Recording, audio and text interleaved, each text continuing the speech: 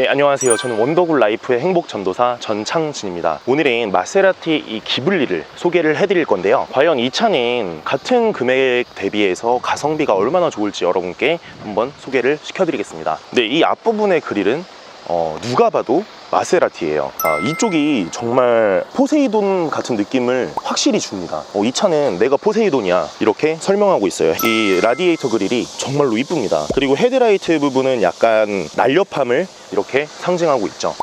네, 그리고 이 옆부분에 마세라티의 상징, 기블리의 상징 마세라티 로고가 이렇게 달려져 있습니다. 자, 이것도 나는 마세라티야 이거를 강조를 하고 있네요.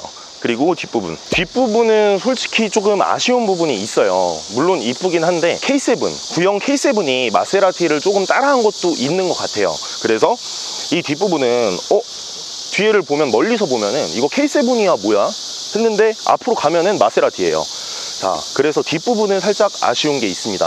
네, K7이랑 비슷하다고 해서 그렇게 나쁜 디자인은 아니고요. 이 트렁크 부분도 적재가 굉장히 넓어요. 골프백 4개가 들어갈 수 있을 정도로 깊숙이 파여 있고요. 그리고 이 뒷부분 의자를 당기면은 의자가 앞으로 이렇게 옵니다. 그래서 이쪽 부분도 약간 스키 플레이트, 그러니까 스키나 보드 같은 거를 실을 수 있게 이렇게, 그래서 젊은 분들이 많이 선호하는 차량인 것 같아요. 네, 앉았을 때는 그렇게 좁은 거를 사실 느끼지는 못해요. 근데 뒷자리에 누가 타면은 이 차는 정말 좁구나 하는 생각이 들 정도로. 뒤로 한번 가보겠습니다.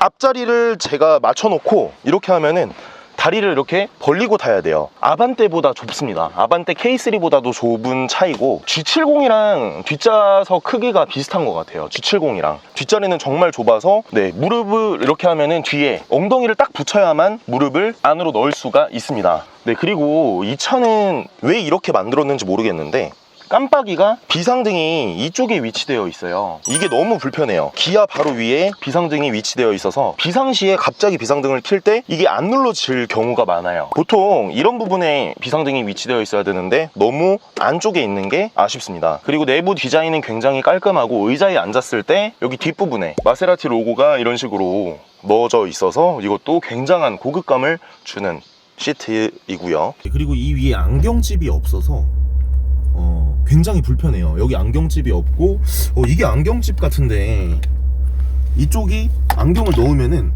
이렇게 됩니다. 그래서 이거를 닫을 때는 닫히지만 안경이 기스가 날 수도 있어요. 선글라스 같은 게 조금 큰 선글라스는 이게 잘 안 들어가서 이런 식으로밖에 안 들어갑니다. 이쪽 오른쪽이 삐져나오고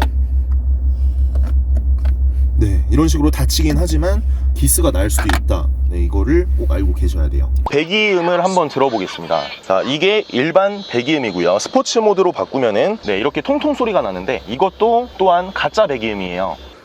자, 일반 모드 갈게요. 카드가 없습니다. 카드를 넣어주세요. 일반 모드고요. 스포츠 모드로 바꾸면은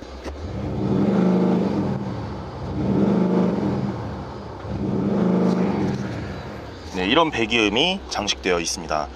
그리고 내부도 굉장히 고급스러운 편이고요. 핸들 가죽 커버도 다 가죽으로 돼 있고 기아 노브도 다 가죽으로 돼 있습니다. 센터 페시아도 정말 깔끔하고 이쁜 편이에요. 트렁크 테스트를 한번 해보겠습니다. 트렁크가 이 정도면 괜찮은 편인데 옆으로 가서 트렁크를 당겼을 때는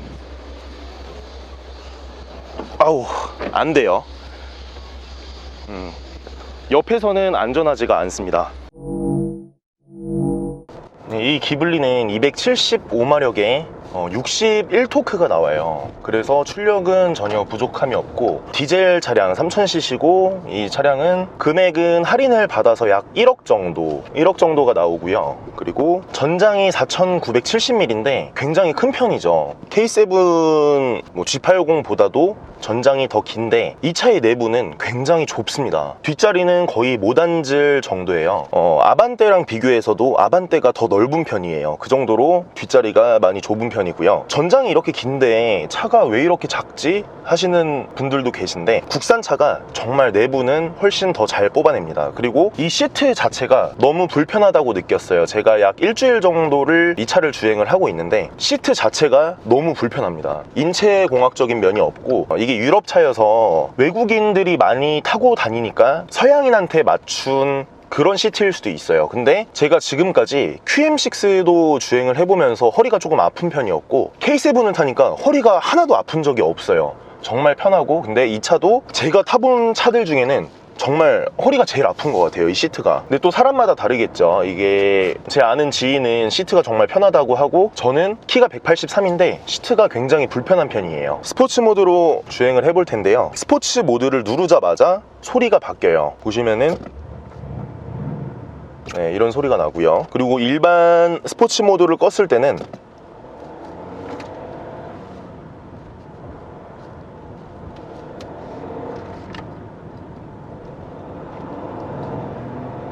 네, 이런 그냥 디젤 소리가 나요. 약간 듣기 싫은 소리가 나는데 스포츠 모드를 켜자마자, 근데 이 차가 후륜구동이라서 편안함은 있어요. 이 시트 자체는 불편하지만 사실 자동차의 승차감은 어떤 게 가장 크냐? 시트가 가장 커요, 사실. 이 시트가 정말 푹신푹신하고 푹신푹신하긴 한데, 이게 허리가 불편한 이런 느낌만 없으면은 굉장히 좋을 것 같은데 허리는 굉장히 불편해요. 그리고 제가 봤을 때는 이게 배기음을 제외하면은 솔직히 정말 구입하면 안 될 차예요. 물론 내부 감성 이뻐요. 이 마세라티 마크, 이 마크도 굉장히 이쁜 편이고 정말 딱 감성차. 그리고 센터 페시아에 조작하는 게 히팅 시트도 네, 이런 쪽에 위치되어 있고, 그 다음에 네, 하이빔 어시스트나 사각지대 어시스트, 그 다음에 스타트 앤 스톱, 이것도 이쪽에 다 위치되어 있습니다. 커튼도 리어 커튼 이쪽에 다 위치되어 있고요. 사실 이 차는 승차감이 좋다기보다 정말 하차감으로 타는 차. 물론 돈이 더 많으신 분들은 이 차가 하차감을 준다라고 했을 때 그게 무슨 말이야, 기블리가 무슨 하차감을 줘. 하지만 보통 사람들이 친구들을 태웠을 때는 정말 이뻐 보여요. 내부가, 이런 내부 자체는 굉장히 고급스럽습니다.